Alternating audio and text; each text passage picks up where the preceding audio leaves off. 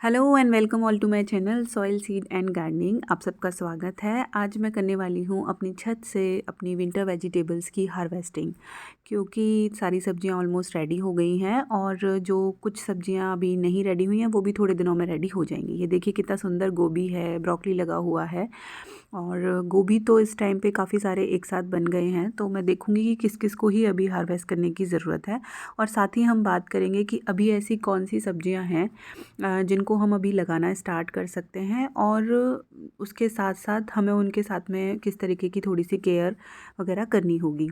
तो ये मेरी पत्ता गोभी भी रेडी है। पत्ता गोभी को जब भी हार्वेस्ट करते हैं तो पहले चेक करना होता है, अगर उसका जो हेड है यानी कि जो पत्ता गोभी का फ्रूट है वो अगर टाइट फील होने लगे तो इसका मतलब वो हार्वेस्टिंग के लिए तैयार है।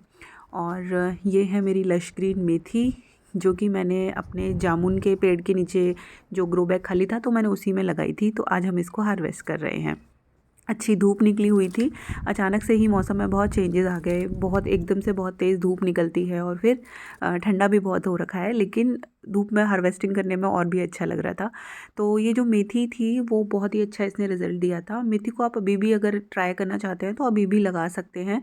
बस मेथी या धनिया या जो भी आप ग्रीन लीफी वेजिटेबल्स होती हैं उसको लगाने में ध्यान रखना है कि जो पॉट साइज़ अगर आप ले रहे हैं तो वो थोड़ा अगर चौड़ा होता है तो हमें हार्वेस्टिंग अच्छी मिलती है। आप छोटे से छोटे पॉट में भी ग्रो कर सकते हैं, लेकिन थोड़ी सी मेथी या थोड़ी सी पालक या थोड़ा सा धनिया लेने से थोड़ा उतना मतलब फ़ायदा नहीं होता है।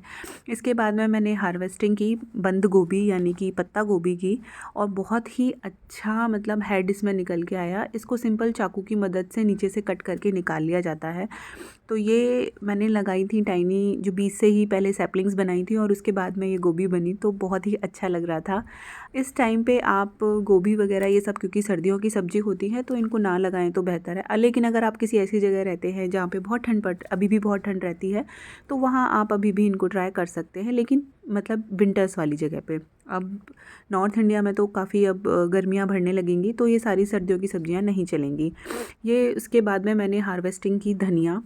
और धनिया एक ऐसी मतलब हर्ब है या ऐसी वेजिटेबल है कि जिसे आप अगर अपने घर पे अगर ग्रो कर रहे हैं, चाहे बालकनी हो आपके पास, चाहे ग्राउंड हो या पॉट हो या छत हो, छोटे से स्पेस में आप धनिया ज़रूर ग्रो करके देखिएगा। क्योंकि जो धनिया की खुशबू होती है ना, जब मैं छोटी थी तब मुझे उस तरीके की खुशबू धनिया में से आती थी और बीच में हम फील भी करते थे कि अब वो धनिया में खुशबू नहीं आती है। लेकिन जब आप ऑर्गेनिक धनिया घर पर ही ग्रो करेंगे तब आपको पता चलेगा कि वो जो खुशबू होती है वो कितनी ही अमेजिंग होती है।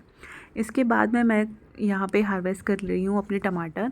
जो टमाटर हैं वो एक्चुअली उनका साइज़ बहुत बड़ा नहीं है, क्योंकि वेदर बहुत ठंडा था जिसकी वजह से प्लांट ने ग्रोथ नहीं ली। और जैसे ही धूप निकली तो टमाटोज़ जो हैं वो रेड होने लगे, यानी कि उन्होंने साइज़ ना बढ़ा के अपना जो वो पकने लगे। बट उससे फ़र्क मुझे नहीं पड़ता है, बिकॉज़ नॉर्मल साइज़ का मुझे टमाटो मिल रहा है और जो टेस्ट होता है जो मतलब अमेजिंग है। और आप कलर देखिए, यहाँ पे मैंने दो तरीके के टमाटो हार्वेस्ट किए हैं। ये है मेरे येलो वाले टमाटोज़ और जो दूसरे हैं वो रेड टमाटोज़, जो नॉर्मल वैरायटी होता है देसी टमाटर। अभी अगर आप टमाटर उगाना चाह रहे हैं तो अभी थोड़ा वेट कीजिएगा, क्योंकि अभी उतना अच्छा मतलब अगर बीज से स्टार्ट करना चाह रहे हैं तो उतना अच्छा अभी टेम्परेचर नहीं आया है, तो सक्सेस कम मिलेगी। जो पालक था उसको मैंने छोड़ दिया अभी थोड़े, और एक दो दिन के बाद में मैं हार्वेस्ट करूँगी। और इसके बाद बारी आती है गोभी की, जिसे हम फूल गोभी भी बोलते हैं। तो फूल गोभी बहुत सारे हेड थे तो सोच रही थी अगर एक साथ सारी हार्वेस्ट कर लूँगी तो मैं इनका करूँगी क्या। लेकिन गोभी एक ऐसी चीज़ है, अगर आप इसको हार्वेस्ट टाइम से नहीं करते हैं ना तो ये बोल्ट होना स्टार्ट हो जाती है। देखिए एक ये गोभी है, ये ख़राब हो गई थी बारिश की वजह से, क्योंकि बारिश बहुत रही थी। उसके बाद में मैंने हार्वेस्ट किए चुकंदर यानी कि बीटरूट। तो जो बीटरूट है वो ज़मीन के अंदर उगता है और सभी जानते होंगे, जो नहीं जानते हैं उनके लिए है।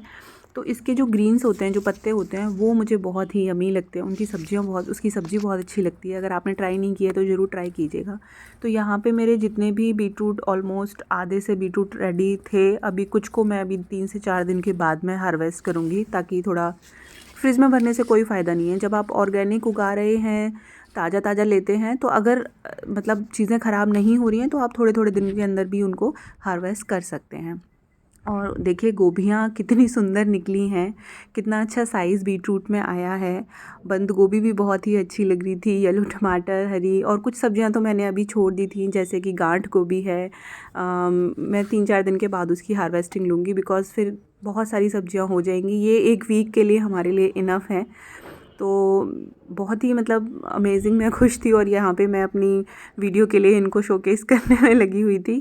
थोड़ी देर के बाद ही देखिए ये नज़ारा कितना अच्छा है, लग रहा है मेरे किचन का, और बहुत प्राउड फीलिंग होती है। आप भी अगर आपके पास स्पेस है तो स्पेस के अकॉर्डिंग अपनी वेजिटेबल ग्रो कर सकते हैं। अगर कोई भी क्वेश्चन है तो आप मुझसे पूछिए, किसी टॉपिक पे अगर वीडियो चाहते हैं तो वो भी मैं दे दूँगी।